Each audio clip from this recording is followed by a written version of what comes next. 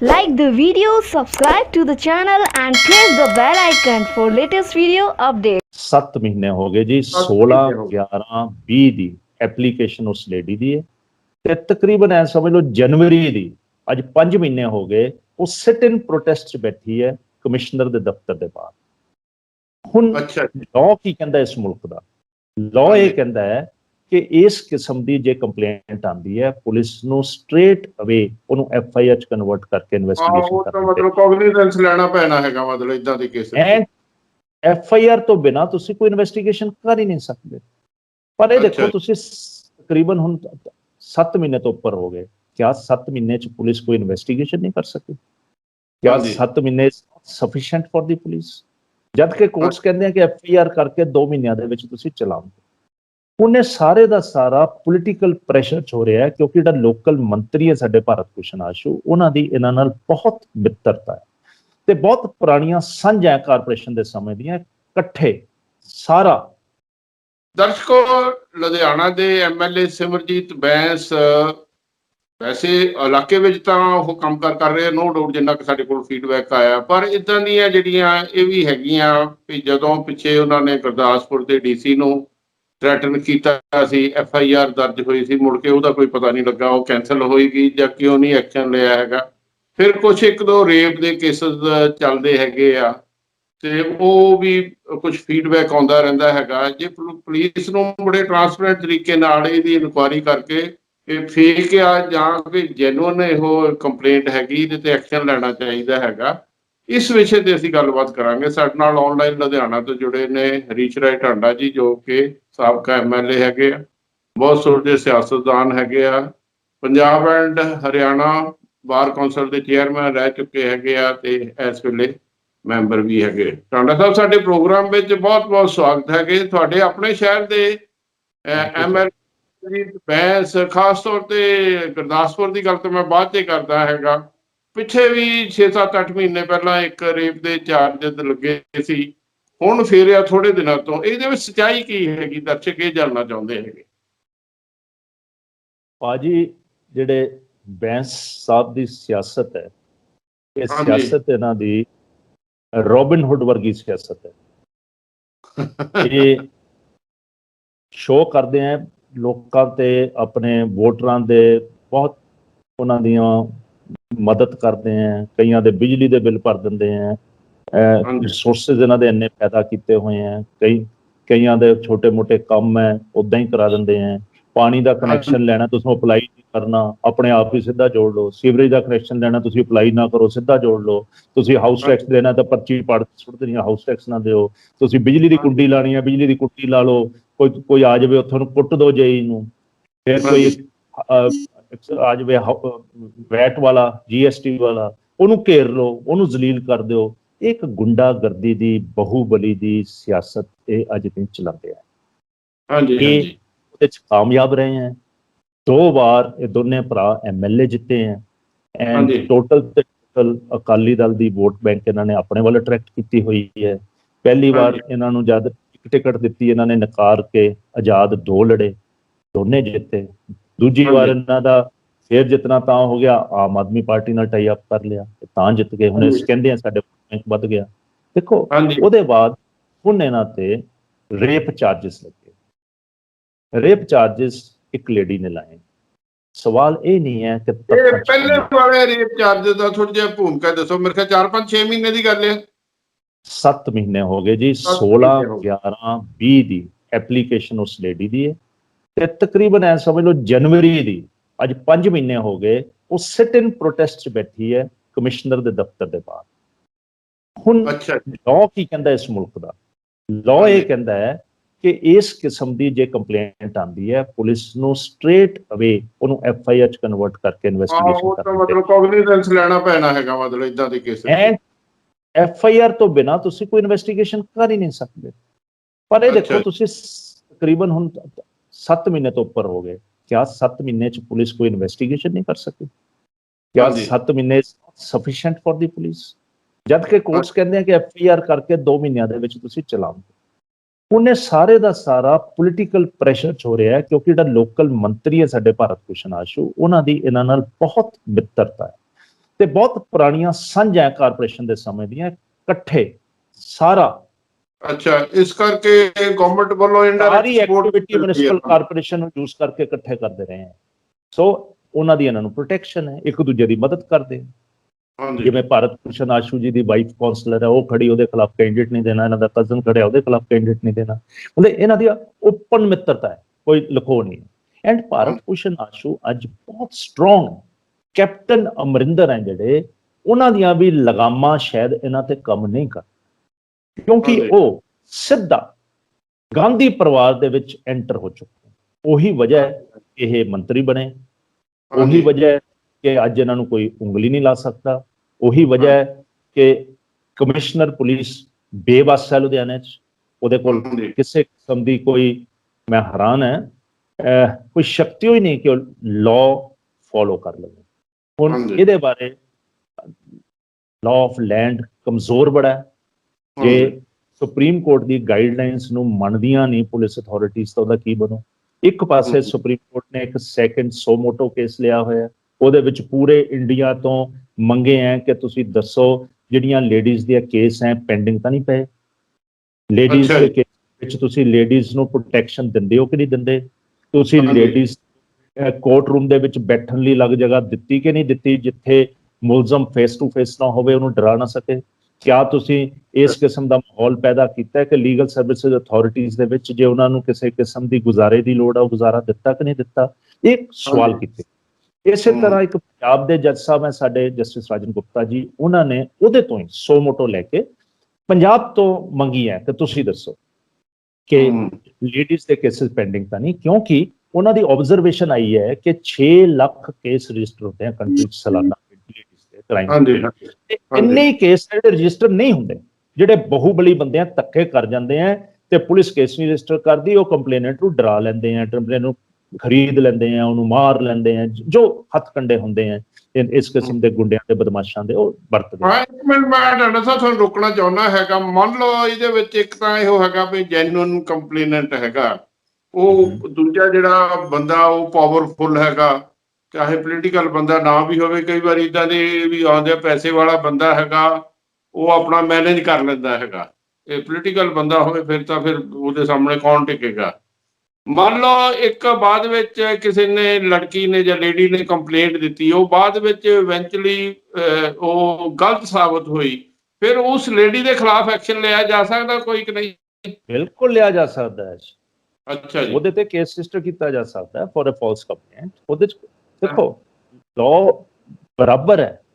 ਅੱਛਾ ਜੀ, ਪਰ ਸਵਾਲ ਇਹ ਹੈ ਕਿ ਜੇ ਤੁਸੀਂ ਕੇਸ ਹੀ ਨਹੀਂ ਰਜਿਸਟਰ ਕਰਦੇ, ਤੁਸੀਂ ਮੌਕਾ ਦੇ ਦਿੰਦੇ ਹੋ ਮੁਲਜ਼ਮ ਨੂੰ ਕਿ ਉਹ ਕਿਸੇ ਨਾ ਕਿਸੇ ਤਰ੍ਹਾਂ ਕੰਪਲੇਨੈਂਟ ਨੂੰ ਖਰੀਦ ਲਵੇ। ਹੁਣ ਇਸ ਕੇਸ ਦੇ ਵਿੱਚ ਇਸ ਲੇਡੀ ਨੂੰ ਪੈਸੇ ਦੀ ਆਫਰ ਕੀਤੀ, ਇਹਨੂੰ ਡਰਾਇਆ ਧਮਕਾਇਆ, ਇਹਦੇ ਬੇਟੇ ਦੇ ਖਿਲਾਫ ਪੰਚਕੂਲੇ ਤੋਂ ਇੱਕ ਝੂਠੀ ਕੰਪਲੇਂਟ ਕਰਾਈ, ਇਹਨੂੰ ਕਈ ਟੈਲੀਫੋਨ ਆਏ ਕਿ ਤੇਰੀ ਇੱਕ ਕੰਪਲੇਂਟ ਯੂਪੀ ਤੋਂ ਹੋ ਰਹੀ ਹੈ, ਕੋਈ ਉੱਤਰਾਂਚਲ ਤੋਂ ਹੋ ਰਹੀ ਹੈ, ਕੋਈ ਬਠਿੰਡੇ ਤੋਂ ਹੋ ਰਹੀ ਹੈ। ਇੱਕ ਕੰਪਲੇਂਟ ਮੈਂ ਇਹਦੀ ਮਦਦ ਕਰਦਾ, ਮੈਂ ਵਕੀਲ ਹਾਂ, ਮੈਨੂੰ ਨੋਟਿਸ ਦੇ ਦਿੱਤਾ, ਉੱਥੋਂ ਰਾਜਸਥਾਨ ਤੋਂ, ਕੋਟਾ ਤੋਂ ਦੇ ਦਿੱਤਾ। ਫਿਰ ਇਹਦੇ ਬਾਪ ਹੈ, ਇਹਦੇ ਬਾਪ ਦੇ ਸਕੂਟਰ ਦੇ ਪਿੱਛੇ ਕਾਰ ਮਾਰ ਕੇ ਉਹਨੂੰ ਜ਼ਖਮੀ ਕਰ ਦਿੱਤਾ ਅਣਪਛਾਤੇ ਬੰਦੇ ਨੇ। ਫਿਰ ਇਸ ਨੂੰ ਅਸ਼ਲੀਲ ਗੰਦੇ ਮੈਸੇजेस ਭੇਜਣੇ ਸ਼ੁਰੂ ਕਰਤੇ। ਪੁਲਿਸ ਨੇ ਉਹਦਾ ਵੀ ਕੇਸ ਰਜਿਸਟਰ ਕੀਤਾ। ਉਹਦੇ 'ਚ ਸ਼ਿਮਲਾਪੁਰੀ ਦਾ ਇੱਕ ਬੰਦਾ ਫੜ ਲਿਆ, ਦੁਕਾਨਦਾਰ। ਉਹ ਦੁਕਾਨਦਾਰ ਕਹਿੰਦਾ ਮੈਂ ਤਾਂ ਫੋਨ ਆਪਣੇ ਨੌਕਰ ਨੂੰ ਦਿੱਤਾ ਹੋਇਆ ਸੀ। ਉਹਨੂੰ ਸੱਚ ਤੇ ਹੀ ਪੁਲਿਸ ਪਹੁੰਚਦੀ ਹੈ ਕਿ ਨਹੀਂ ਪਹੁੰਚਦੀ? ਜਿਹੜੀ ਪੁਲਿਸ ਸਿਮਰਜੀਤ ਸਿੰਘ ਬੈਂਸ ਦੀ ਇੰਨਾ ਮਦਦ ਕਰਦੀ ਹੈ ਕਿ 7 ਮਹੀਨੇ ਸੁਪਰੀਮ ਕੋਰਟ ਦੀ ਜਜਮੈਂਟ ਨੂੰ ਅੱਖੋਂ ਉੱਲੇ ਕਰਕੇ ਲਾਅ ਦੀ ਪਾਲਣਾ ਨਹੀਂ ਕੀਤੀ, ਕਿਆ ਉਹ ਫੇਅਰ ਇਨਵੈਸਟੀਗੇਸ਼ਨ ਕਰਨਗੇ ਇਹੋ ਜਿਹੀਆਂ FIRs ਦੇ ਵਿੱਚ? ਇਹ ਬੜਾ ਅਜੀਬ ਜੀ ਆ। ਉਹਨੂੰ ਕੀ ਆ, ਉਹਨੂੰ ਸਿਕਿਉਰਿਟੀ ਦਿੱਤੀ ਹੋਈ ਸੀ। ਸਿਕਿਉਰਿਟੀ ਦਾ ਇੱਕ ਹੌਲਦਾਰ ਉਹਨੂੰ ਕਹਿੰਦਾ ਬੀਬੀ ਤੈਨੂੰ 15-20 ਲੱਖ ਦੇ ਕੇ ਮਰਾ ਦੇਣਗੇ, ਤੇ ਮਾਰਨ ਵਾਲਾ ਕਹੂਗਾ ਮੈਂ ਆਪ ਮਾਰਿਆ, ਬੈਸ ਦਾ ਕੋਈ ਹੱਥ ਨਹੀਂ ਹੈ, ਫਿਰ ਤੂੰ ਕੀ ਕਰੇਂਗੀ? ਤੈਨੂੰ ਜਿਹੜਾ ਕਰੋੜ 2 ਕਰੋੜ ਦਿੰਦੇ ਲੈ ਲੈ। ਉਹ ਹੌਲਦਾਰ ਬਦਲਿਆ ਪੁਲਿਸ ਨੇ। ਡਾਕਟਰ ਸਾਹਿਬ ਸਾਰੀਆਂ ਗੱਲਾਂ ਵਿੱਚ ਸੱਚਾਈ ਇਹੋ ਹੈਗੀ ਆ, ਮਤਲਬ ਇਦਾਂ ਦੇ, ਮਤਲਬ ਮੈਂ ਆਪਣੀ ਅੱਖੀ ਵੀ ਦੇਖੇ ਆ, ਸੁਣੇ ਵੀ ਹੈਗੇ, ਮੈਂ ਨੌਲੇਜ ਵੀ ਹੈਗੇ। ਪਰ ਇੱਕ ਇਹਦਾ ਦੂਸਰਾ ਐਸਪੈਕਟ ਵੀ ਹੈਗਾ, ਕਈ ਵਾਰੀ ਕੋਈ ਜਿਹੜੀਆਂ ਫੈਕਟੀਸ਼ੀਅਸ ਲੇਡੀਜ਼ ਵੀ ਖੜੀਆਂ ਕੀਤੀਆਂ ਜਾ ਸਕਦੀਆਂ ਸਾਡੇ ਸਮਾਜ ਵਿੱਚ। ਮੰਨ ਲਓ ਕਿਸੇ ਦੇ ਤੁਹਾਡੇ ਖਿਲਾਫ ਕਰਦੇ ਜੀ, ਕੋਈ ਤੁਹਾਡੇ ਨਾਲ ਲੱਗਦਾ ਬੰਦਾ, ਉਹਨੂੰ ਕਹੇ ਟਾਂਡਾ ਸਾਹਿਬ ਦੇ ਖਿਲਾਫ ਤੂੰ ਸ਼ਿਕਾਇਤ ਕਰਦੇ, ਜੇ ਕਰਦੇ ਉਹ ਕਰਦੇ, ਉਹਦਾ ਕਰੈਕਟਰ ਅਸੈਸੀਨੇਸ਼ਨ ਕਰ। ਇਦਾਂ ਵੀ ਹੁੰਦਾ ਕਿ ਨਹੀਂ? ਜੇ ਇਦਾਂ ਦਾ ਹੈਗਾ ਫਿਰ ਪੋਲੀਟੀਕਲ ਬੰਦਿਆਂ ਨੂੰ ਕਿੱਦਾਂ ਦਾ ਸਟੈਂਡ ਲੈਣਾ ਚਾਹੀਦਾ ਹੈਗਾ? ਦੇਖੋ ਇਹਦੇ ਤੇ ਵੀ ਪ੍ਰੋਟੈਕਸ਼ਨ ਚਾਹੀਦੀ ਹੈ। ਜੇ ਕੋਈ ਝੂਠ ਕਰ ਦਿੰਦਾ ਉਸ ਬੰਦੇ ਨੂੰ ਪ੍ਰੋਟੈਕਸ਼ਨ ਚਾਹੀਦੀ ਹੈ।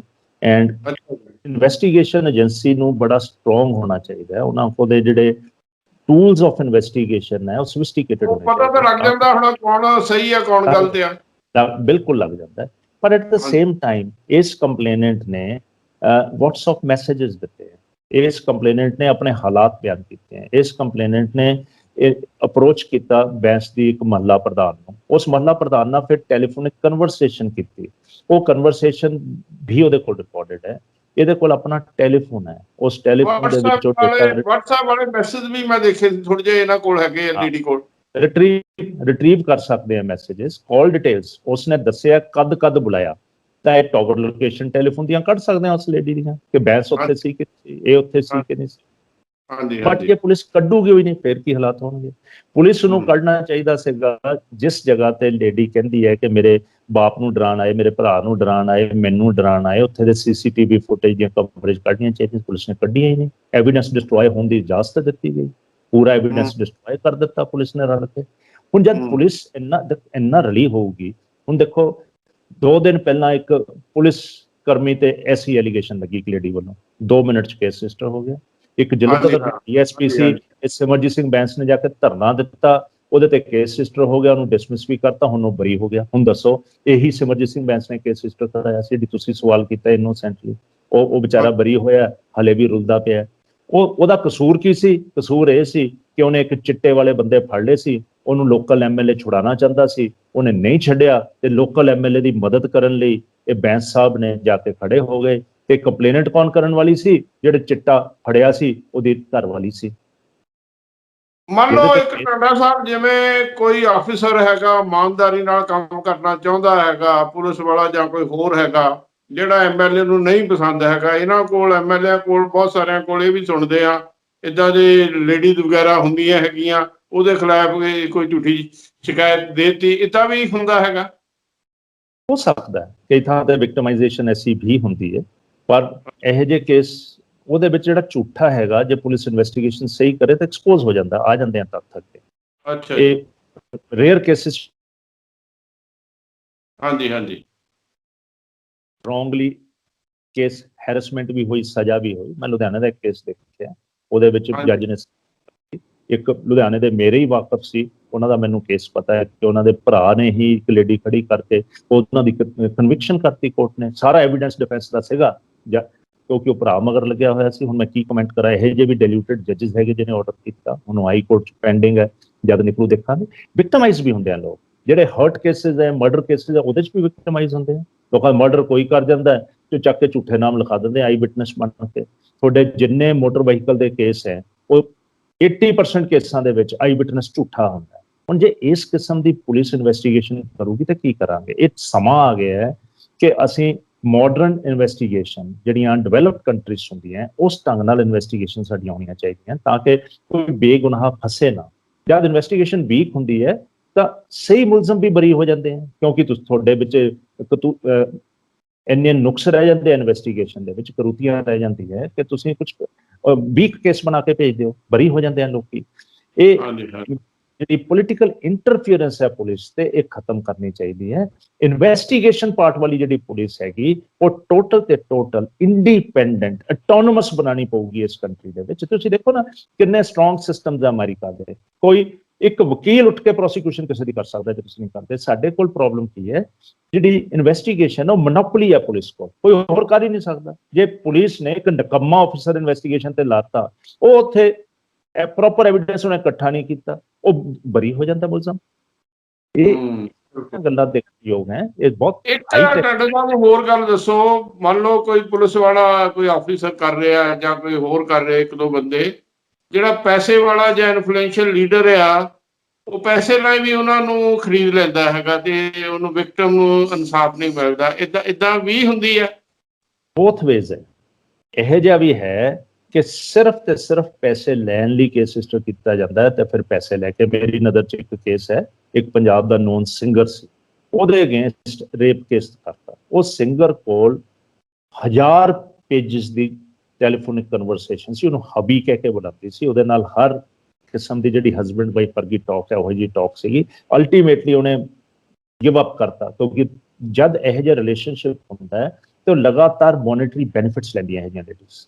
ਉਹ ਜਦ ਉਹਨੇ ਕਰਤਾ ਉਹਦੇ ਕੇਸ ਰਜਿਸਟਰ ਕਰਾਤਾ, ਅੰਦਰ ਕਰਤਾ, ਬਾਅਦ ਦੇ ਵਿੱਚ ਉਹਦੇ ਤੋਂ ਹਿਊਜ ਮਨੀ ਲੈ ਕੇ ਗਵਾਹੀ ਮੁੱਕਰ ਗਈ ਉਹ। ਆਈ ਨੋ ਦਿਸ ਕੇਸ। ਐਂਡ ਦੂਜੇ ਪਾਸੇ ਵੀ ਹੁੰਦਾ ਹੈ, ਅਦਰ ਵੇ ਅਰਾਊਂਡ ਵੀ ਹੁੰਦਾ ਹੈ ਕਿ ਜੈਨੂਅਨ ਕੇਸ ਹੈ, ਬੰਦਾ ਗਰੀਬ ਹੈ ਕੰਪਲੇਨੈਂਟ, ਉਹਨੂੰ ਖਰੀਦ ਲਿਆ ਜਾਂਦਾ ਹੈ ਪੁਲਿਸ ਪ੍ਰੈਸ਼ਰ ਪਰ। ਅੱਧੇ ਕੇਸ ਤਾਂ ਰਜਿਸਟਰ ਹੀ ਨਹੀਂ ਹੋਣ ਦਿੰਦੀ ਪੁਲਿਸ। ਸ਼ੁਰੂ ਦੇ ਵਿੱਚ ਹੀ ਜਿੱਥੇ ਇਨਫਲੂਐਂਸ਼ੀਅਲ ਬੰਦਾ ਉੱਥੇ ਰਾਜੀਨਾਮਾ ਕਰਾ ਕੇ ਪੈਸੇ ਦਵਾ ਕੇ ਬਿੱਲ, ਉਹ ਗਰੀਬ ਆਦਮੀ ਨੂੰ ਕਹਿੰਦਾ ਛੱਡ ਤੂੰ ਕੁੜੀ ਵਿਆਹੇਗਾ ਕਿੱਥੋਂ, ਤੇਰੇ ਕੋਲ ਪੈਸੇ ਹੈ ਨਹੀਂ, ਆਹ ਲੈ ਪੈਸੇ ਫੜ। ਇਹ ਇਸ ਕਿਸਮ ਦਾ ਮਾਹੌਲ ਨਹੀਂ ਹੋਣਾ ਚਾਹੀਦਾ। ਸਾਡੀ ਪੁਲਿਸ ਫੋਰਸ ਹੈ ਜਿਹੜੀ ਉਹ ਪ੍ਰੋਫੈਸ਼ਨਲ, ਓਨੈਸਟ, ਇਨਵੈਸਟੀਗੇਸ਼ਨ ਏਜੰਸੀ ਕੋਲ ਸਾਰੇ ਟੂਲਸ ਹੋਣੇ ਚਾਹੀਦੇ ਇਨਵੈਸਟੀਗੇਸ਼ਨ ਕਰਨ ਲਈ।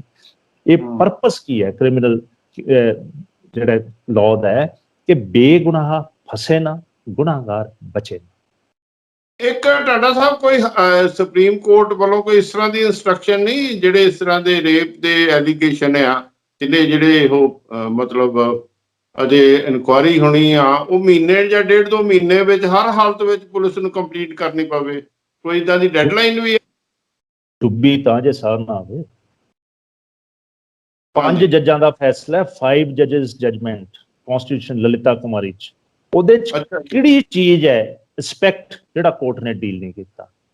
ਇੰਨੀ ਕਮਾਲ ਦੀ ਜਜਮੈਂਟ ਉਹਦੇ ਚ ਉਹਨਾਂ ਨੇ ਲਿਖਿਆ ਇਮੀਡੀਏਟਲੀ ਕੇਸ ਰਜਿਸਟਰ ਹੋਣਾ ਚਾਹੀਦਾ।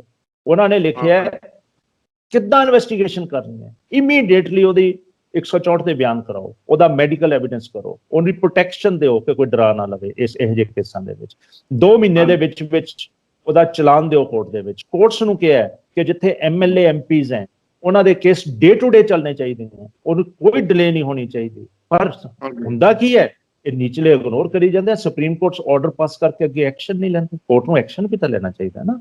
ਹੁਣ ਇਸ ਕੇਸ ਦੇ ਵਿੱਚ ਸੁਪਰੀਮ ਕੋਰਟ ਦਾ ਕਹਿੰਦੇ ਸਪੌਂਟੇਨੀਅਸ ਕੇਸ ਰਜਿਸਟਰ ਹੋਣਾ ਚਾਹੀਦਾ। ਇਹਨੇ petition Bhai 482 the, notice of motion ਕਰਕੇ 4 ਮਹੀਨੇ ਦੀ ਡੇਟ ਪਾਤੀ। ਜਦ 4 ਮਹੀਨੇ ਦੀ ਡੇਟ ਆਈ ਉਦੋਂ ਕਰੋਨਾ ਕਰਕੇ 4 ਮਹੀਨੇ ਦੀ ਅੱਗੇ ਪਾਤੀ। ਇਹ ਕਿਹੋ ਜਿਹਾ ਲਾਅ ਹੈ? High court, supreme courts gas ਦਵਾਉਣ ਲਈ, ਆਕਸੀਜਨ ਦਵਾਉਣ ਲਈ 4 ਦਿਨ ਦੇ ਵਿੱਚ ਆਰਡਰ ਕਰ ਸਕਦੇ ਆ। ਤੁਸੀਂ ਜਜਮੈਂਟ ਦੇਣ ਦੀ, ਇਨਸਾਫ ਦੇਣ ਲਈ ਆਪਣੇ ਤੇ ਕਿਉਂ ਨਹੀਂ ਜਜਮੈਂਟ ਪਾਸ ਕਰਦੇ?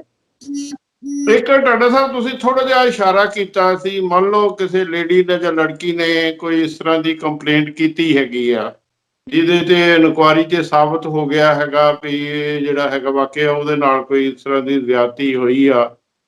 ਦੂਸਰੀ ਪਾਰਟੀ ਵੱਲੋਂ ਕੋਈ ਮੰਨ ਲਓ ਪੋਲੀਟੀਸ਼ੀਅਨ ਹੋਵੇ ਜਾਂ ਕੋਈ ਪੈਸੇ ਵਾਲਾ ਹੋਵੇ ਜਾਂ ਕੋਈ ਹੋਰ ਵੱਡਾ ਅਫਸਰ ਹੋਵੇ, ਉਹ ਪੈਸੇ ਨਾਲ ਮੈਨੇਜ ਕਰਕੇ ਬਾਅਦ ਵਿੱਚ ਉਹੀ ਲੜਕੀ ਉਹ ਆਪਣੇ ਸਿਗਨੇਚਰ ਤੇ ਜਿਹਨੇ ਕੰਪਲੇਂਟ ਦਿੱਤੀ ਹੁੰਦੀ ਆ ਅਦਾਲਤ ਵਿੱਚ ਜਾ ਕੇ ਮੁੱਕਰ ਜਾਂਦੀ ਹੈ। ਅਦਾਲਤ ਉਹਨੂੰ ਮੁੱਕਰਨ ਕਿਉਂ ਦਿੰਦੀ ਹੈਗੀ? ਅਦਾਲਤ ਨਹੀਂ ਉਹਨੂੰ ਕਰ ਸਕਦੀ ਵੀ ਤੂੰ ਇਹ ਕੰਪਲੇਂਟ ਕੀਤੀ ਹੈਗੀ, ਜਿਸ ਤਰ੍ਹਾਂ ਕ੍ਰਿਮੀਨਲ ਕੇਸਿਸ ਦੇ ਵਿੱਚ ਹੁੰਦਾ ਹੈਗਾ?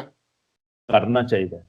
ਦੇਖੋ ਸਾਡੀ ਕੰਟਰੀ 'ਚ ਪ੍ਰੋਬਲਮ, ਅਸੀਂ ਪਰਜਲੀ ਨੂੰ ਬਹੁਤ ਲਾਈਟਲੀ ਲੈਂਦੇ ਹਾਂ। ਡਿਵੈਲਪ ਕੰਟਰੀਜ਼ ਦੇ ਵਿੱਚ ਪਰਜਰੀ ਨੂੰ ਬਹੁਤ ਸਟਰੋਂਗਲੀ ਲੈਂਦੇ। ਕੋਈ ਬੰਦਾ ਗਵਾਹੀ ਤੋਂ ਮੁੱਕਰ ਜਾਵੇ ਉੱਥੇ ਕੋਰਟਸ ਛੱਡਦੀਆਂ ਹੀ ਨਹੀਂ ਉਹਨੂੰ, ਕਹਿੰਦੇ ਬਾਕੀ ਕੇਸ ਬਾਅਦ ਚ ਕਰਾਂਗੇ, ਪਹਿਲਾਂ ਤਾਂ ਤੇਰੇ ਨਾਲ ਨਜਿੱਠੀ। They are so firm. ਸਾਡੇ ਪਰਜਰੀ ਨੂੰ, ਫੋਰਜਰੀ ਨੂੰ ਇੰਨਾ ਲਾਈਟਲੀ ਲੈਂਦੇ ਆ। ਇੱਕ ਸਾਡੇ ਪ੍ਰੋਵੀਜ਼ਨ ਹੈ 340 CRPC, ਕੋਰਟ ਦੇ ਵਿੱਚ ਕੋਈ ਫੋਰਜਰੀ ਹੋ ਜਾਵੇ, ਡਾਕੂਮੈਂਟ ਪੇਸ਼ ਕੀਤਾ ਜਾਵੇ, ਕੋਰਟ ਨੂੰ ਕੰਪਲੇਂਟ ਕਰਨੀ ਚਾਹੀਦੀ। ਕੋਰਟਸ ਆਮ ਤੌਰ ਤੇ ਇਹੋ ਜਿਹੀਆਂ ਐਪਲੀਕੇਸ਼ਨਸ ਨੂੰ ਇਗਨੋਰ ਕਰਦੀ, ਕਿਉਂਕਿ ਕੋਰਟ ਨੂੰ ਆਪ ਮੁਦਈ ਬਣਨਾ ਪੈਂਦਾ, ਆਪ ਕੰਪਲੇਨੈਂਟ ਬਣਨਾ ਪੈਂਦਾ। ਕੋਰਟਸ ਕਰਦੀ, ਜਿਹੜਾ ਬੰਦਾ ਝੂਠੀ ਗਵਾਹੀ ਦੇ ਕੇ ਉਹ ਜਾਂਦਾ ਉਹਦੇ ਤੇ ਐਕਸ਼ਨ ਹੀ ਨਹੀਂ ਹੁੰਦਾ। ਮੈਂ ਰੇਅਰ ਕੇਸ ਦੇਖੇ ਆ ਜਿਹਦੇ ਵਿੱਚ ਕੋਰਟ ਨਾਲ ਦੀ ਨਾਲ ਆਰਡਰ ਕਰਦੇ ਆ ਉਹ ਕਿ ਇਹਨਾਂ ਤੇ ਜਿਹੜੇ ਗਵਾਹੀ ਤੋਂ ਮੁੱਕਰ ਰਹੇ ਇਹਨਾਂ ਤੇ ਐਕਸ਼ਨ ਹੋਣਾ ਚਾਹੀਦਾ। ਪਰ ਇੱਥੇ ਤਾਂ ਚਲੋ ਗਵਾਹ ਤਾਂ ਛੱਡੋ, ਪ੍ਰਾਈਵੇਟ ਗਵਾਹ ਮੁੱਕਰ ਜਾਂਦੇ, ਇੱਥੇ ਪੁਲਿਸ ਕਰਮੀ ਮੁੱਕਰ ਜਾਂਦੇ ਆ ਕੇ ਸਾਰੀ ਸਟੇਟਮੈਂਟ ਹੀ ਆਪਣੀ ਬਦਲ ਜਾਂਦੇ ਆ। ਬਰੀ ਹੋ ਕੇ ਹੋ ਜਾਂਦਾ, ਪੈਸੇ ਲਾ ਕੇ ਮੁੱਕਰ ਜਾਂਦੇ ਆ ਜਦੋਂ ਜਿਹੜੇ ਪੁਲਿਸ ਦੇ ਮੁਲਾਜ਼ਮ। ਦੇਖੋ ਜਦ ਕਿਸੇ ਤੇ ਖੌਫ ਨਹੀਂ ਹੈ, ਡਰ ਨਹੀਂ ਹੈ, ਤਾਂ ਬੰਦਾ ਬੇਬਾਕੀ ਨਾਲ ਗੁਨਾਹ ਕਰਦਾ ਹੈ। ਆਹੀ ਤਾਂ ਹੈ ਨਾ, 6 ਲੱਖ ਕੇਸਿਸ ਇਸ ਕੰਟਰੀ ਦੇ ਵਿੱਚ ਔਰਤਾਂ ਨਾਲ ਗੁਨਾਹ ਹੋਏ ਦੇ ਕੇਸ ਰਜਿਸਟਰੀ ਨਹੀਂ ਹੁੰਦੇ, ਤਾਂ ਲੋਕਾਂ ਨੂੰ ਹੌਸਲਾ ਮਿਲਦਾ। ਆ ਹੁਣ ਸਿਮਰ ਬੈਂਸ ਜੀ ਤੇ ਇੱਕ ਹੋਇਆ, ਹੁਣ ਦੂਜੀ ਔਰਤ ਆ ਗਈ, ਆਇਡੈਂਟੀਕਲ ਹੈ। ਤੁਸੀਂ ਦੇਖੋ ਨਾ, ਉਹਨਾਂ ਦੀ ਕਹਾਣੀ ਆਇਡੈਂਟੀਕਲ ਹੈ, ਉਹਨਾਂ ਦਾ ਫਸਣਾ ਸਿਮਿਲਰ ਹੈ। ਇੱਕ ਇਹ ਲੇਡੀ ਦਾ ਕੇਸ ਮਕਾਨ ਉਜੜ ਰਿਹਾ ਸੀ, ਇਹ ਤਾਂ ਫਸ ਗਈ। ਉਹ ਸਕੂਲ ਟੀਚਰ ਹੈ ਆਪ, ਦੂਸਰੀ ਉਹ ਐਕਸ ਇੰਡੀਆ ਲੀਵ ਉਹਦੀ ਕਰਾਤੀ। ਉਹ ਲੀਵ ਦਾ ਧੰਨਵਾਦ ਕਰਨਗੇ ਘਰ ਮਠਾਈ ਦਾ ਡੱਬਾ ਲੈ ਕੇ, ਉਹ ਧੰਨਵਾਦ ਦਾ ਕੀ ਕਰਨਾ ਸੀ, ਉਹਦੇ ਜ਼ਬਰ ਗੁਨਾਹ ਕਰਤਾ। ਇਹ ਉਹ ਤਾਂ ਇਹਨਾਂ ਦਾ ਜਿਹੜਾ ਕਰਵਲ ਜੀ ਹੈ ਉਹ ਤਾਂ ਦੱਸਦੇ ਆ, ਬਾਕੀ ਨਾ ਦੱਸਦੇ ਕਹਿੰਦੇ 70 ਕੁੜੀਆਂ ਹੋਰ ਹੈ। ਇੱਕ ਦੀ ਉਹਨਾਂ ਨੇ ਹੋਰ ਸੁਣਾਈ ਕਨਵਰਸੇਸ਼ਨ ਕਿ ਦਿੱਲੀ ਬੈਠੀ ਹੈ। ਉਹਨਾਂ ਨੇ ਤਾਂ ਇਹ ਵੀ ਦੱਸਿਆ ਕਿ DNA ਟੈਸਟ ਹੋ ਜਾਊਗਾ, ਉਹਦੇ ਕੋਲ ਕੱਪੜੇ ਹੈ। ਉਹਨਾਂ ਨੇ ਇਹ ਵੀ ਦੱਸਿਆ ਬਿਜਲੀ ਚੋਰੀ ਕਿਵੇਂ ਕਰਦਾ ਸੀ। ਉਹਨਾਂ ਨੇ ਇਹ ਵੀ ਦੱਸਿਆ 100% ਮਤਲਬ ਉਹਦੇ ਵਿੱਚ ਤਾਂ ਬੰਦਾ ਮੁੱਕਰ ਹੀ ਨਹੀਂ ਸਕਦਾ ਜੇ DNA ਮੈਚ ਕਰ ਜਾਵੇ। DNA ਮੈਚ ਕਰ ਜਾਂਦਾ। ਉਹ ਤਾਂ ਇਹ ਵੀ ਦੱਸਦਾ ਹੈ ਕਿ ਇਹਦੇ ਘਰ ਦੇ ਦਰਵਾਜ਼ੇ ਨਹੀਂ ਸੀ, ਬੂਹੇ ਨਹੀਂ ਸੀ। ਉਹ ਇਹ ਵੀ ਦੱਸਦਾ ਕਿ ਇਹਦੇ ਟਾਂਕੇ ਮੈਂ ਲਵਾਏ, ਇਹਦੇ ਘਰਦਿਆਂ ਨੇ ਕੁੱਟਿਆ, ਕਮਾਂਦਾ ਨਹੀਂ ਹੈ, ਇਹਦੇ ਹਟ ਗਿਆ ਬੁੱਲ, ਉਹਦੇ 100 ਰੁਪਏ ਦੇ ਕੇ ਟਾਂਕੇ ਲਵਾ ਕੇ ਆਇਆ। ਮਤਲਬ ਜਿਸ ਕਿਸਮ ਦੀਆਂ ਉਹਨੇ ਗੱਲਾਂ ਦੱਸੀਆਂ, ਤੇ ਅੱਜ ਇਹ ਮਲਟੀ ਮਿਲੀਅਨੀਅਰਸ ਹੈ।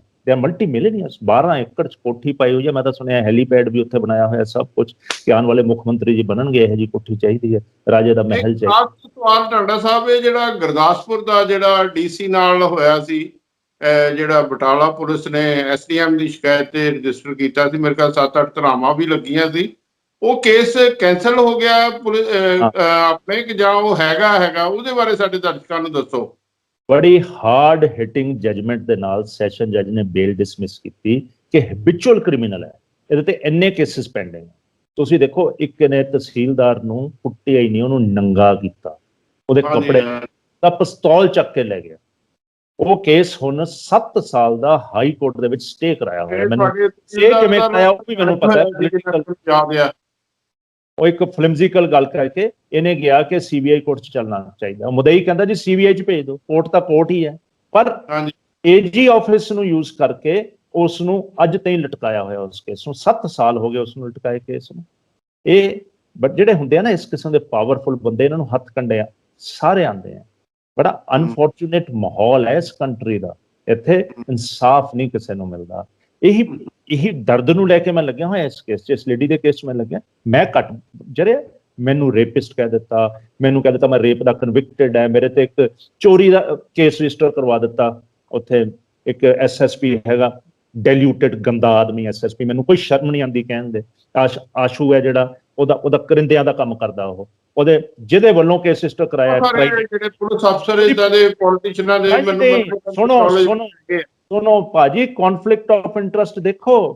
ਉਹ SSP ਜਿਹੜਾ ਮੁਦਈ ਹੈ, ਜਿਹਨੇ ਮੇਰੇ ਤੇ ਕੇਸ ਰਜਿਸਟਰ ਕਰਾਇਆ, ਰਜਿੰਦਰ ਗੁਪਤਾ, ਉਹਦੀ ਫੈਕਟਰੀ ਦੇ ਵਿੱਚ, ਉਹਦੇ ਗੈਸਟ ਹਾਊਸ 'ਚ ਰਹਿ ਰਿਹਾ ਹੈ, ਉਹਦੇ ਟੁੱਕ ਖਾਂਦਾ। ਉਹ ਇਮੇਜਿਨ ਕਰੋ, ਅੱਜ ਵੀ ਉੱਥੇ ਰਹਿ ਰਿਹਾ ਹੈ। ਗਵਰਨਮੈਂਟ ਨੂੰ ਨਹੀਂ ਪਤਾ, ਪੂਰੇ ਬਰਨਾਲੇ ਨੂੰ ਪਤਾ ਹੈ। ਹਾਂਜੀ, एवरीवन नोज इन ਬਰਨਾਲਾ। ਆਈ ਵਾਸ ਸ਼ੌਕਡ ਕਿ ਇਸ ਕਿਸਮ ਦਾ SSP ਲਾਇਆ ਹੋਇਆ ਹੈ। ਕੀ ਬਣੂਗਾ, ਕਿ ਸਿਸਟਮ ਦਾ ਕੀ ਬਣੂਗਾ? ਮੇਰੇ ਤੇ ਫਿਰ TV ਤੇ ਮੇਰੇ ਤੇ ਪਾਇਆ ਕਿ ਜੀ ਇਹ ਮੈਂ ਜਿਹੜਾ ਹੈਗਾ ਚੋਰ ਹੈ, ਤੌਲੀਆ ਚੋਰ ਹੈ, ਮੇਰੀ ਉਹ ਬਣਾ ਕੇ ਮੈਂ ਤੌਲੀਏ ਚੱਕੇ ਹੋਏ ਪਿੱਠ ਤੇ, ਮੈਂ ਤੌਲੀਆ ਚੋਰ ਹੈ। ਫਿਰ ਇੱਕ ਹੋਰ ਇੱਥੇ ਵਕੀਲ ਫੜ ਲਿਆ ਸਾਡਾ, ਉਹਨੂੰ ਉਹਦੇ ਥਰੂ ਮੇਰੇ ਤੇ ਪਵਾਤੇ, ਮੈਂ ਚਾਰਲਸ ਸ਼ੋਭਰਾਜ ਵਰਗਾ, ਉਹਦੀ ਫੋਟੋ ਪਾ ਕੇ ਡਾਕਟਰ ਬਣਾ ਕੇ ਸ਼ਕਲ ਜੀ ਚਾਰਲਸ ਸ਼ੋਭਰਾਜ ਨਾਲ ਟੰਡਾ। ਮਤਲਬ ਮੈਨੂੰ ਕਿੰਨਾ ਪਰਸੀਕਿਊਟ ਕੀਤਾ ਇਹਨਾਂ ਨੇ ਕਿ ਮੈਂ ਭੱਜ ਜਾਵਾਂ। ਆਮ ਬੰਦੇ ਭੱਜ ਜਾਂਦੇ ਆ, ਉਹ ਜ਼ਲਾਲਤ ਸਮਝਦੇ ਆ। ਕਿੰਨੇ ਬੰਦਿਆਂ 'ਚ ਆ ਗਿਆ, ਹੁਣ ਮੈਂ ਕਿੰਨਿਆਂ ਨੂੰ ਜਵਾਬ ਦੇਵਾਂ ਕਿ ਆਈ ਐਮ ਨਾਟ ਰੇਪਿਸਟ, ਕਿ ਮੈਨੂੰ ਕਿਸੇ ਅਲਟੀਮੇਟਲੀ ਜੇ ਕੋਈ ਬੰਦਾ ਲੜਨੇ ਦੀ ਸਪਿਰਿਟ ਰੱਖਦਾ, ਚਾਹੇ ਕੋਈ ਲੇਡੀ ਆ ਚਾਹੇ ਕੋਈ ਜੈਂਟਸ ਆ, ਇਨਸਾਫ ਮਿਲ ਜਾਏਗਾ ਕਿ ਜਾਂ ਫਿਰ ਸਰੈਂਡਰ ਕਰ ਦੇਵੇ? ਪਤਾ 100% ਮਿਲੇਗਾ। ਦੇਖੋ, ਉਹ ਮੈਜਿਸਟ੍ਰੇਟ ਨੇ ਗਲਤ ਆਰਡਰ ਕੀਤਾ, ਉਹਦੀ ਰਿਵੀਜ਼ਨ ਕੀਤੀ, ਰਿਵੀਜ਼ਨ ਕੋਰਟ ਨੇ ਰਿਵੀਜ਼ਨ ਐਕਸੈਪਟ ਕਰ ਲਈ, ਡਾਇਰੈਕਸ਼ਨ ਦਿੱਤੀ ਹੈ ਕਿ as per law fresh decision ਕਰ, ਤੇਰਾ ਆਰਡਰ ਗਲਤ ਹੈ। ਉਹ 5 ਤਰੀਕ ਪਈ ਹੋਈ ਹੈ, 5-10 ਦਿਨ ਹੋਰ ਲੱਗ ਜਾਣਗੇ, ਆਰਡਰ ਹੋਊਗਾ, ਇਹਦੇ ਤੇ FIR ਹੋਊਗੀ। ਇਹ ਜਿਹੜੇ ਪੁਲਿਸ ਕਰਮੀ ਆ 4 ਜਿਨ੍ਹਾਂ ਨੇ FIR ਨੇ ਰਜਿਸਟਰ ਕੀਤੀ, ਇਹਨਾਂ ਤੇ ਇਸਤਗਾਸਾ ਕੀਤਾ। ਇਹ ਲੇਡੀ ਦੇ ਮੈਂ ਬਿਆਨ ਕਰਾ ਦਿੱਤੇ। ਇਹ ਪੁਲਿਸ ਵਾਲੇ ਰਿਕਾਰਡ ਲੈ ਕੇ ਨਹੀਂ ਆਉਂਦੇ। 2 ਤਰੀਕਾਂ ਤੇ ਜੱਜ ਸਾਹਿਬ ਵੀ ਛੁੱਟੀ ਤੇ ਚਲੇ ਗਏ ਸੀ। ਅਲਟੀਮੇਟਲੀ ਉਹ ਕੇਸ ਸਿਰੇ ਲੱਗੂਗਾ। ਇਹ ਪੁਲਿਸ ਵਾਲੇ ਜਦ ਸਮਨ ਹੋਣਗੇ ਕੋਰਟ 'ਚ, ਅਦਾਲਤ 'ਚ ਆਵਾਜ਼ ਪਊਗੀ, IPS ਅਫਸਰ ਦਾ ਨਾਮ ਲੈ ਕੇ ਹਾਜ਼ਰ ਹੋ, ਕੀ ਡਿਫੈਂਸ ਦੇਣਗੇ ਉਹ? ਲਾਅ ਇਹ ਹੈ ਕਿ ਜੇ ਤੁਸੀਂ ਕੇਸ ਨਹੀਂ ਰਜਿਸਟਰ ਕਰਦੇ ਤਾਂ ਤੁਹਾਨੂੰ ਸਜ਼ਾ ਹੋਣੀ ਹੈ। 7 ਮਹੀਨੇ ਆ ਗਏ, ਕੇਸ ਰਜਿਸਟਰ ਕੀਤਾ ਨਹੀਂ, ਮੈਂ ਪ੍ਰੂਵ ਕੀ ਕਰਨਾ? ਉਸ ਨੇ ਕੁਝ ਵੀ ਨਹੀਂ ਕਰਨਾ। It's proved case against them। Career ਤਬਾਹ ਹੋਣਗੇ IPS ਅਫਸਰਸ ਦੇ। ਇਹਨਾਂ ਨੂੰ ਅਹਿਸਾਸ ਹੀ ਨਹੀਂ ਹੈ ਇਸ ਗੱਲ ਦਾ। ਨਹੀਂ, ਚਲੋ ਇੱਕ ਨੂੰ ਕਿਸੇ ਨੂੰ ਸਖਤ ਸਜ਼ਾ ਮਿਲੇ, ਉਹ ਬਾਕੀਆਂ ਲਈ ਵੀ ਲੈਸਨ ਹੁੰਦਾ ਅਫਸਰਾਂ ਲਈ। ਬਿਲਕੁਲ ਜੀ ਹੁੰਦਾ। ਟਾਟਾ ਸਾਹਿਬ, ਤੁਸੀਂ ਫਿਰ ਵੀ ਦੇਖੋ, ਚਾਹੇ ਇਨਸਾਫ ਤੁਸੀਂ ਕਿਹਾ ਮਿਲ ਜਾਏਗਾ, ਫਿਰ ਵੀ ਜੇ ਕਿਤੇ ਇਦਾਂ ਦਾ ਕੇਸ ਹੁੰਦਾ ਹੈਗਾ, ਇੱਕ ਸੋਸ਼ਲ ਸਟਿਗਮਾ ਤੋਂ ਡਰਨੇ ਦੀ ਬਜਾਏ ਫਿਰ ਵੀ ਤੁਸੀਂ ਜਿਹੜੀਆਂ ਸਪੈਸ਼ਲੀ ਸਾਡੀਆਂ ਲੜਕੀਆਂ ਤੇ ਲੇਡੀਜ਼, ਉਹਨਾਂ ਨੂੰ ਇੱਕ ਮੈਸੇਜ ਜ਼ਰੂਰ ਦਿਓ ਵੀ ਡੋਂਟ ਬੋਦਰ ਅਬਾਊਟ ਸੋਸਾਇਟੀ ਦੇ ਬਹੁਤ ਸਾਰੇ ਅੱਛੇ ਲੋਕ ਉਹਨਾਂ ਨੂੰ ਸਪੋਰਟ ਕਰਨੇ ਲਈ ਅੱਗੇ ਆਉਂਦੇ, ਖੁੱਲ ਕੇ ਅੱਗੇ ਆਉਣ। ਮੈਂ ਇੱਕ ਗੱਲ ਕਹਿਣੀ ਚਾਹੁੰਦਾ ਸਾਰੀਆਂ ਮੇਰੀਆਂ ਭੈਣਾਂ ਨੂੰ, ਹਾਂਜੀ ਕ੍ਰਾਈਮ ਹੁੰਦਾ ਹੈ, ਹਾਂਜੀ ਹਰਟ ਹੁੰਦੀ ਹੈ। ਜੇ ਕੋਈ ਹਾਂਜੀ। ਕਿਸੇ ਦੇ ਗੋਲੀ ਮਾਰਦਾ ਉਹ ਹਰਟ ਹੈ, ਜੇ ਕਿਸੇ ਦੇ ਕੋਈ ਕਿਰਪਾਨ ਮਾਰਦਾ ਉਹ ਹਰਟ ਹੈ, ਜੇ ਕਿਸੇ ਦੇ ਡਾਂਗ ਮਾਰਦਾ ਉਹ ਹਰਟ ਹੈ, ਜੇ ਕਿਸੇ ਦਾ ਕੋਈ ਰੇਪ ਉਹ ਵੀ ਹਰਟ ਹੈ। ਇਹ ਕ੍ਰਾਈਮ ਹੈ, ਸਲਰ ਨਹੀਂ ਹੈ, ਕੋਈ ਸਲਰ ਨਹੀਂ। ਕੋਈ ਕਿਸੇ ਨੂੰ ਵੀ ਆਪਣੇ ਮਨ ਤੇ ਪ੍ਰੈਸ਼ਰ ਨਹੀਂ ਪਾਉਣਾ ਚਾਹੀਦਾ ਕਿ ਇਹ ਮੇਰੇ ਲਈ ਸਲਰ ਹੈ। It is not slur, it's crime. Criminal ਜੇ ਕ੍ਰਾਈਮ ਕਰਦਾ, ਘਰ ਤੁਹਾਡੇ ਕੋਈ ਚੋਰੀ ਕਰ ਜਾਂਦਾ, ਤੁਹਾਡੇ ਸਿਰ ਦੇ ਵਿੱਚ ਸੱਟ ਮਾਰ ਜਾਂਦਾ ਹੈ ਚੋਰ, ਉਹ ਕ੍ਰਾਈਮ ਹੈ, ਇਹ ਸਲਰ ਨਹੀਂ ਹੈ ਕਿ ਮੇਰੇ ਘਰ ਚੋਰ ਆ ਗਿਆ ਮੇਰੇ ਸੱਟ ਮਾਰ ਗਿਆ। ਇਹ rape is not a crime. Every society ਨੂੰ ਕਹੂੰਗਾ, ਰੇਪ ਵਿਕਟਿਮ ਨੂੰ ਕੰਪੈਸ਼ਨ ਨਾਲ ਦੇਖੋ, ਉਹਨੂੰ ਹੌਸਲਾ ਦਿਓ, ਉਹਦੀ ਮਦਦ ਕਰੋ। ਉਹਨੂੰ ਜੇ ਮੋਨਿਟਰੀ ਮਦਦ ਚਾਹੀਦੀ ਹੈ ਉਹਦੀ ਮੋਨਿਟਰੀ ਮਦਦ ਕਰੋ, ਉਹਨੂੰ ਇਮੋਸ਼ਨਲ ਮਦਦ ਚਾਹੀਦੀ ਹੈ ਇਮੋਸ਼ਨਲ ਮਦਦ ਕਰੋ, ਉਹਨੂੰ ਸਾਈਕੋਲੋਜੀਕਲ ਹੈਲਪ ਚਾਹੀਦੀ ਹੈ ਉਹ ਕਰੋ, ਉਹਨੂੰ ਕੋਰਟ ਦਾ ਕੇਸ ਲੜਨ ਦੀ ਚਾਹੀਦੀ ਹੈ, ਸੁਸਾਇਟੀ ਨੂੰ ਮਦਦ ਕਰਨੀ ਚਾਹੀਦੀ ਹੈ, ਅੱਗੇ ਆਉਣਾ ਚਾਹੀਦਾ ਹੈ, ਉਹਨਾਂ ਨੂੰ ਗਲੇ ਲਾਉਣਾ ਚਾਹੀਦਾ ਹੈ ਕਿ ਤੁਸੀਂ ਸਾਡੀਆਂ ਬਹਾਦਰ ਭੈਣਾਂ ਹੋ। ਜੇ ਇੱਕ ਭੈਣ ਆਪਣੇ ਰੇਪਿਸਟ ਦੇ ਅਗੇਂਸਟ ਕੇਸ ਰਜਿਸਟਰ ਕਰਦੀ ਹੈ, ਉਹਦੇ ਗਲ 'ਚ ਹਾਰ ਪਾਉਣੇ ਚਾਹੀਦੇ। ਇੰਨੀ ਇੱਜ਼ਤ ਸੁਸਾਇਟੀ 'ਚ ਕਰਨੀ ਚਾਹੀਦੀ ਹੈ that she is a great, ਜਿਹਨੇ ਕ੍ਰਾਈਮ ਦੇ ਅਗੇਂਸਟ ਲੜਾਈ ਲੜੀ ਹੈ। ਇਹ ਕ੍ਰਾਈਮ ਦੇ ਅਗੇਂਸਟ ਅੱਗੇ ਆਉਂਦੀ ਹੈ, ਉਹ ਬਹਾਦਰ ਹੈ, ਉਹਦੀ ਬਹਾਦਰੀ ਦੀ ਤਾਰੀਫ ਕਰਨੀ ਚਾਹੀਦੀ ਹੈ। ਕਿਸੇ ਲਈ ਸੋਚਣਾ ਚਾਹੀਦਾ ਕਿ ਮੇਰੇ ਲਈ ਸੋਸ਼ਲ ਸਟਾਰ ਹੈ। ਇੱਕ ਲਾਸਟ ਸਵਾਲ ਛੋਟਾ ਜਿਹਾ, ਬਹੁਤ ਸਾਰੇ ਜਿਹੜੇ ਵਕੀਲ ਵੀ ਫਿਲੈਂਥਰੋਪਿਸਟ ਹੁੰਦੇ ਆ, ਕੁਝ ਉਹ ਵੀ ਉਹਨਾਂ ਨੂੰ ਵੀ ਕੁਝ ਕੇਸ ਵਿੱਚ ਫ੍ਰੀ ਲੜ ਦਿੰਦੇ, ਕੁਝ ਇਦਾਂ ਦੇ ਤੁਹਾਡੇ ਵਰਗੇ ਸੱਜਣ ਕੋਈ ਹੋਰ ਜਾਂ ਕਰਦੇ। ਅੱਛਾ ਭਰਤ ਸਾਹਿਬ ਸਾਡਾ ਇੱਕ ਵਕੀਲ ਹੈ, ਗੋਪਾਲ ਸਿੰਘ। ਅੱਛਾ ਜੀ। 200 ਕੋਰੋਨਾ ਪੇਸ਼ੈਂਟਸ ਦਾ ਸੰਸਕਾਰ ਕਰ ਚੁੱਕਾ। ਓ ਵਾਹ ਵਾਹ। ਫਿਰ ਹੋਰ ਸੁਣੋ, ਉਹਨੂੰ ਆਪ ਕੋਰੋਨਾ ਹੋ ਗਿਆ। ਓਹੋ। 12 ਦਿਨ ਲਾਓ। ਹਾਂਜੀ ਹਾਂ, 12 ਦਿਨ ਇਨਡਿਸਪੋਜ਼ ਰਿਹਾ। ਪਰਮਾਤਮਾ ਲੰਬੀ ਉਮਰ ਦੇਵੇ। ਜਿੱਦਣ ਨੈਗੇਟਿਵ ਹੋਇਆ ਉਦੋਂ ਫੇਰ ਸ਼ਮਸ਼ਾਨ ਘਾਟ 'ਚ ਪਹੁੰਚ ਗਿਆ। ਕਿਸੇ ਦਿਨ ਕਹਿੰਦਾ ਐ ਲੱਗਦਾ ਹੁੰਦਾ ਮੇਰੀ ਚਰਬੀ ਪਿਘਲ ਜਾਊਗੀ, ਇੰਨੀ ਗਰਮੀ ਹੁੰਦੀ ਹੈ ਪੀਪੀ ਕਿਟਸ 'ਚ ਮੈਂ ਜਾਂਦਾ ਕਰਨ। ਇਹੋ ਜਿਹੇ ਬੰਦੇ ਇਸ ਦੁਨੀਆ 'ਚ ਹੈ, ਇਹ ਦੁਨੀਆ ਤਾਂ ਚੱਲਦੀ ਹੈ। ਬਹੁਤ ਅੱਛਾ, ਬਹੁਤ। ਚਲੋ ਖੈਰ, ਸਾਡਾ ਪਰਪਸ ਸੀ ਦੇਖੋ ਕਿਸੇ ਨੂੰ ਅਕਿਊਜ਼ ਕਰਨ ਦਾ ਨਹੀਂ ਸੀ, ਸਾਡਾ ਪਰਪਸ ਹੈ ਪ੍ਰੋਗਰਾਮ ਦਾ। ਦੇਖੋ ਜਿਹਨੇ ਕੰਪਲੇਂਟ ਕੀਤੀ ਹੈਗੀ ਆ, ਚਾਹੇ ਉਹ ਸਹੀ ਹੈ ਚਾਹੇ ਗਲਤ, ਪ੍ਰੋਪਰ ਇਨਵੈਸਟੀਗੇਸ਼ਨ ਤੋਂ ਬਾਅਦ ਜੋ ਉਹਦੇ ਵਿੱਚ ਟਰੁੱਥ ਹੈਗੀ ਆ, ਉਹਦੇ ਤੇ ਕਾਨੂੰਨ ਮੁਤਾਬਕ ਜੋ ਸਾਡਾ ਕੰਟਰੀ ਦਾ, ਉਹਦੇ ਹਿਸਾਬ ਨਾਲ ਚਾਹੇ ਕੋਈ ਇਨਫਲੂਐਂਸ਼ੀਅਲ ਆ ਚਾਹੇ ਕੋਈ ਨੋਨ ਇਨਫਲੂਐਂਸ਼ੀਅਲ, ਉਹਦੇ ਤੇ ਕਾਰਵਾਈ ਹੋ ਕੇ ਜਿਹੜਾ ਜਿਹਨੇ ਕੋਈ ਜ਼ਿਆਦਤੀ ਹੋਈ ਵਿਕਟਿਮ ਹੈ ਉਹਨੂੰ ਇੱਕ ਇਨਸਾਫ ਮਿਲਣਾ ਚਾਹੀਦਾ। ਟਾਂਡਾ ਸਾਹਿਬ, ਤੁਸੀਂ ਸਾਡੇ ਨਾਲ ਬਹੁਤ ਵਧੀਆ ਜਾਣਕਾਰੀ ਦਿੱਤੀ। ਮੈਨੂੰ ਉਮੀਦ ਆ ਜਿਹੜੇ ਕੋਈ ਸਾਡੇ ਪ੍ਰੋਗਰਾਮ ਦੇਖ ਰਹੇ ਜੇ ਕਿਸ ਤਰ੍ਹਾਂ ਦਾ ਵਿਕਟਿਮ ਹੈਗਾ, ਜਾਂ ਤਾਂ ਤੁਹਾਡੇ ਨਾਲ ਸਿੱਧੀ ਰਾਬਤਾ ਕਰਨਗੇ ਜਾਂ ਫਿਰ ਹੋਰ NGOs ਨਾਲ, ਜਾਂ ਕੋਈ ਖੁੱਲ੍ਹ ਕੇ ਅੱਗੇ ਆਉਣਗੇ। ਬਹੁਤ ਬਹੁਤ ਮਿਹਰਬਾਨੀ ਟਾਂਡਾ ਸਾਹਿਬ। Thank you very much sir. Thank you.